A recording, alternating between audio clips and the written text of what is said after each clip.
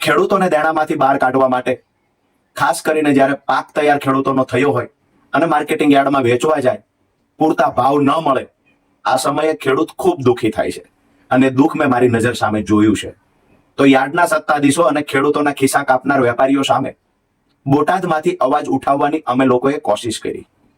આજે હું વિડીયોના માધ્યમથી તમામ ગુજરાતના ખેડૂતોને એક સંદેશ આપું છું કે આવનાર સમયમાં આવતી 31 તારીખે જ્યારે માન્ય અરવિંદ કેજરીવાલજી ગુજરાતના પ્રવાસે હશે અને તમામ મારા પરિવાર સમા ખેડૂત ભાઈઓ સાથેનું સંમેલન થશે.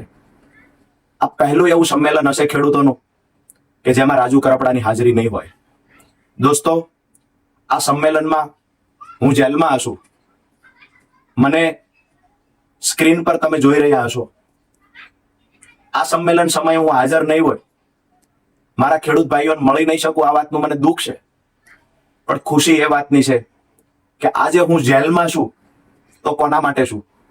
મારા ખેડૂત પરિવારોને દેણામાંથી બહાર કાઢવા માટે, અમારા ખેડૂતોને બચાવવાની લડાઈ હું અને મારા સાથી મિત્ર પ્રવીણભાઈ લડ્યા, જેના કારણે આજે અમે જેલમાં છીએ. દોસ્તો, જેલમાં ગમે એટલું રહેવું પડશે, અમે રહેવા માટે તૈયાર છીએ. પણ જે બોટાદમાંથી ક્રાંતિની શરૂઆત થઈ છે, આ દરેક ઘર સુધી પહોંચાડવાની જવાબદારી આપ સૌ ખેડૂતોના માથે છે. પરિવારથી દૂર છું, જેલમાં છું, મારા ખેડૂતોથી દૂર છું, તમને બધાને મળી નથી શકતો એ વાતનું દુઃખ છે. પણ આવનાર સમયમાં આપણી લડાઈ રંગ લાવશે.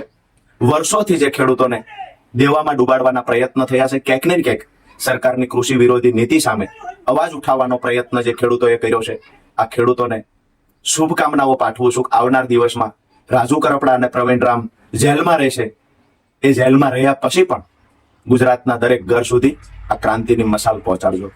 દોસ્તો, જ્યારે જેલમાંથી બહાર નીકળશું ત્યારે ફરીવાર હું મારા પરિવાર સમાન ખેડૂતને મળીશ.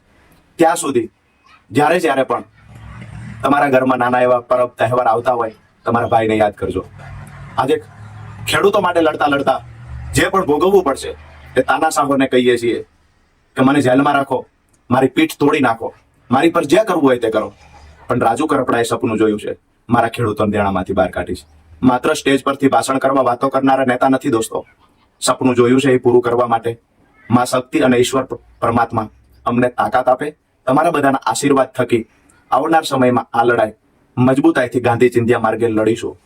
આપ સૌનો નાનો ભાઈ રાજુ કરપડા. આપ સૌના પરિવારમાં સૌ માતાઓ બહેનોને મારી યાદ આપજો અને ખૂબ આશીર્વાદ આપજો કે આ તાનાશાહો સામે ખેડૂતોને બચાવવાની લડાઈમાં ભગવાન મને શક્તિ આપે. આપ સૌનો આભાર.